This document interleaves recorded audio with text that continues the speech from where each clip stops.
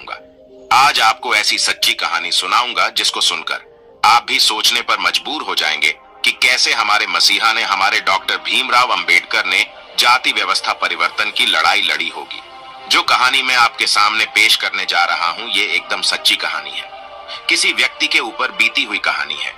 ये वो कहानी है कि अगर आपके अंदर दिल होगा तो आप सोचने पर मजबूर हो जाएंगे कि कैसे बाबा साहब ने वो जातिगत व्यवस्था को बदला होगा, बाबा साहब ने हमको कैसे छुड़ाया होगा। जरा गौर से सुनिएगा इस कहानी को और ज्यादा से ज्यादा शेयर भी कीजिएगा ताकि सभी लोगों को बाबा साहेब की सच्ची कहानी पता लग पाए। ये कहानी उस समय की है जब बाबा साहब बहुत छोटे थे। एक समय की बात है कि बाबा साहब की उम्र मात्र 5 वर्ष थी।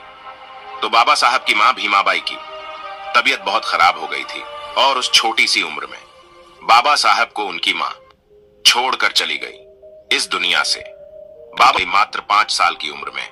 आप सोचिए कि किसी बच्चे के सर से अगर मां का साया उठ जाए तो क्या वो अच्छे से अपने जीवन को जिएगा? क्या उसे वो प्यार मिल सकता है जो मां प्यार देती है? मात्र 5 साल की उम्र थी। साथियों, ध्यान से सुनिएगा जो मैं कहना चाह रहा हूं। 5 साल की उम्र थी। बाबा साहब ने अपने पिता सूबेदार रामजी सकपाल से कहा, मैं पढ़ना चाहता हूं। पर दोस्तों, उस समय दलित के बच्चों को पढ़ने का अधिकार नहीं था, जिसको हम बोलते हैं कि अधिकार है। तो बाबा साहब के पिता ने बच्चे की जिद पर स्कूल में दाखिले के लिए हाँ कर दी। बाबा साहब के पिता बाबा साहब को एक स्कूल के अंदर दाखिला करवाने के लिए बाबा साहब को लेकर पहुंचे।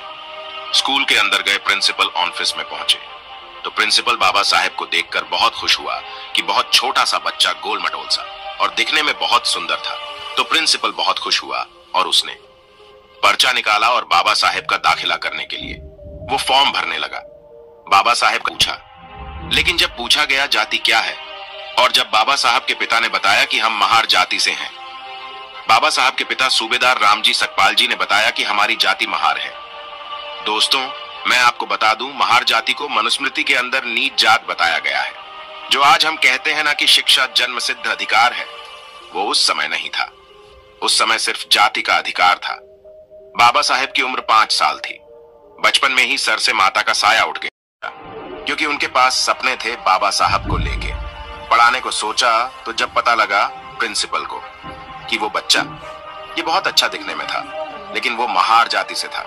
उसका ये कसूर है क्योंकि वो नीची जाति से है, या उसका कसूर है सीधे उसे विद्यालय में दाखिला नहीं मिलेगा, और उसका फॉर्म फाड़कर फेंक दिया। प्रिंसिपल ने स्कूल के चपरासी को आवाज मारकर बुलाया और बाबा साहब को उनके पिताजी सूबेदार रामजी सकपाल जी को धरवा दिया, सिर्फ इसलिए क्योंकि वो महार जाति के थे। आप सोचिए, वो छोटा सा बच्चा कोई और नहीं है, हमारे राइडर थे, हमारे मसीहा बाबा साहब डॉक्टर भीमराव अंबेडकर। जरा सोचिए कि उस बच्चे पर क्या बीती होगी।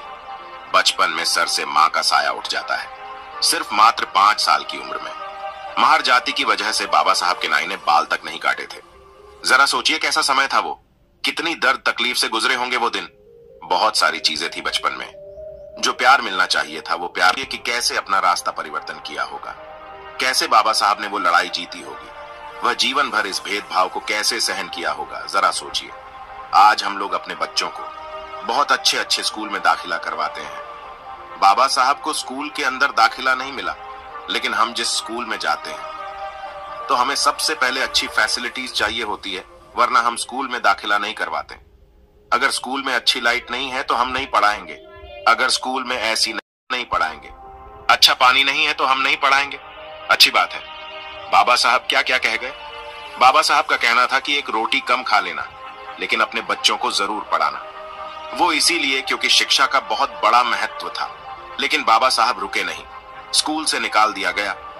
बहुत प्रयास किया, बहुत सारी चीजें हुई, लेकिन मैं आपको यह बताने का प्रयास कर रहा हूं कि सोचें, जिस बच्चे को स्कूल के अंदर दाखिला भी नहीं मिला, उस बच्चे की वजह से आप अच्छे स्कूल में पढ़ते हैं, बहुत अच्छी अच्छी लाइटें लगी हुई हैं।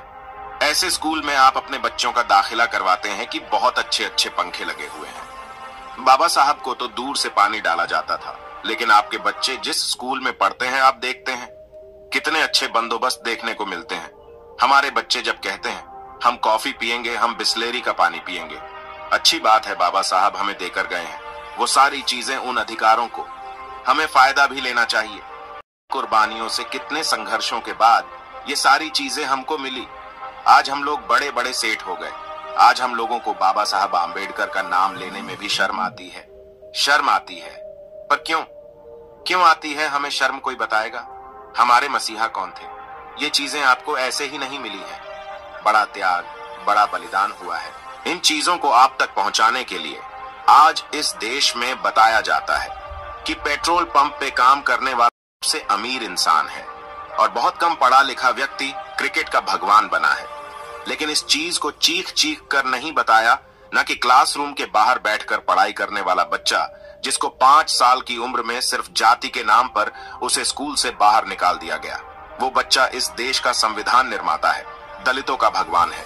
ये कभी नहीं पढ़ाया जाता है। क्यों? क्योंकि आज भी जातिगत मानसिकता लोगों के दिमाग में है और हम जो लड़ाई लड़ रहे हैं वो जाति, इस देश में समानता लाने की लड़ाई है, जो वापस से एक हमेशा लड़े। बाबा साहब इस देश में क्वालिटी लाना चाहते थे। बाबा साहेब ने बचपन से ही सुख का मुंह भी नहीं देखा। सोचिए ना, जिसके सिर से मां का साया उठ जाता हूं बहुत छोटी सी उम्र में, बहुत जल्दी शादी हो गई, लेकिन समाज सेवा का ऐसा जुनून सवार था, ऐसा जुनून सर पर सवार था। वह चाहते थे कि मेरी आने वाली पीढ़ी को यह सारी चीजें भोगने को ना मिले जो हम भोग रहे हैं, तो मेरी आने वाली पीढ़ी ना सहे। इसीलिए उन्होंने बहुत संघर्ष किया, बहुत काम किया, विदेश गए, विदेश में पढ़े, अपने लोगों के हक अधिकार के लिए हर जगह आवाज उठाई। लेकिन हमारे लोग आज, लोगों को घर से अपने आप को अम्बेडकरवादी कहने में शर्म आती है। कभी कभी मैं सोचता हूं कि बाबा साहेब ने इतनी सारी लड़ाइयां क्यों लड़ी, किसके लिए लड़ी? क्योंकि जिनके लिए भी आज लड़ाइयां लड़ी वो लोग बाबा साहब को भूल चुके हैं। वो लोग भूल चुके यहां तक पहुंचा और आज लोग इस कार्य में चलने को तैयार नहीं है। वो भूल चुके हैं। आज एक बात मैं कह देना चाहता हूं, अगर ये ऐसे ही चलता रहा ना तो फिर हालात वही होंगे। आने वाली पीढ़ी को भी सिर्फ जाति के नाम पर, सिर्फ जाति के नाम पर स्कूल से बाहर निकाल दिया जाएगा, नहीं पढ़ने दिया जाएगा। उस समय जब बच्चा मर जाता था तब कफन के लिए पैसे भी नहीं थे, माँ ने साड़ी का पल्लू फाड़ा था। लेकिन आज अगर आपके बच्चे के पेट में हल्का सा दर्द भी होता है तो बड़े बड़े हॉस्पिटल आपको याद आते हैं, और जिसमें आप डोनेशन के नाम पे बहुत सारी फीस पहले से जमा कर देते हैं कि नहीं, मुझे मेरे बच्चे का इलाज सही चाहिए। ये सब बाबा साहब ही देकर गए हैं, लेकिन हम लोग भूल चुके हैं उस महान व्यक्ति को। वो कितनी मुश्किलों से यहाँ तक पहुंचा होगा। हमारे लिए बहुत कुछ चीख चीख के कहता हूं कि बाबा साहब ने उस समय कुछ किया तो इसलिए की ताकि वो अपनी आने वाली पीढ़ी को बहुत अच्छा देख सकें, जो आज हम आप भोग रहे हैं। और याद रखिएगा, अगर आप नहीं करेंगे तो आपके आने वाली पीढ़ी जो है जंजीरों में जकड़ी पैदा होगी, गुलाम पैदा होगी। याद रखिए, सोचने से नहीं मिलता है तमन्नाओं का शहर, कि सोचने से नहीं मिलता है तमन्नाओं का शहर। मन को नाव के समान चलाना भी पड़ता है साथियों, मंजिल को पाने के लिए चले। और 26 नवंबर 1949 को बाबा साहब ने इस देश को ऐसा संविधान दिया जिसके अंदर सभी को इक्वालिटी, समानता दी, जिसके अंदर सभी को यह लिखा कि शिक्षा हर व्यक्ति का जन्म सिद्ध अधिकार है, उसको कोई रोक नहीं सकता। अगर किसी के पास पढ़ने के लिए पैसे नहीं तो सरकार पढ़ाएगी, अगर किसी के पास खाने को पैसे नहीं है तो उसे सरकार खिलाएगी। जाति के नाम पे किसी के साथ भेदभाव नहीं होगा। जाति के नाम पे आपको स्कूल से बाहर नहीं निकाला जाएगा कि भाई, और लोकतंत्र को खत्म करने का प्रयास किया जा रहा है। अभिव्यक्ति की आजादी को छीनने का प्रयास किया जा रहा है।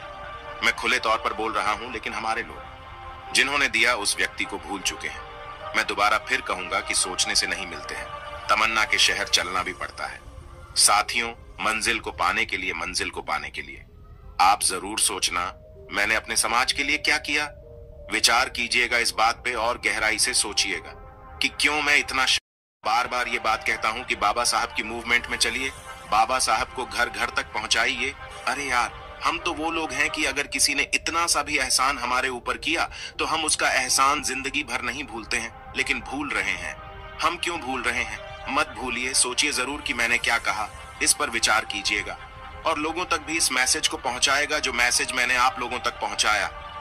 बाबा साहेब का नाम घर घर तक पहुंचाएं, आपकी जिम्मेदारी है। जिम्मेदार साथियों, मत भागिएगा। बाबा साहब भी भाग गए होते तो आपको हमको ये जिंदगी नसीब नहीं होती जो मान सम्मान स्वाभिमान की जिंदगी हम जी रहे। जय भीम। तो आज की वीडियो में बस इतना ही। वीडियो पसंद आई हो तो एक लाइक करें।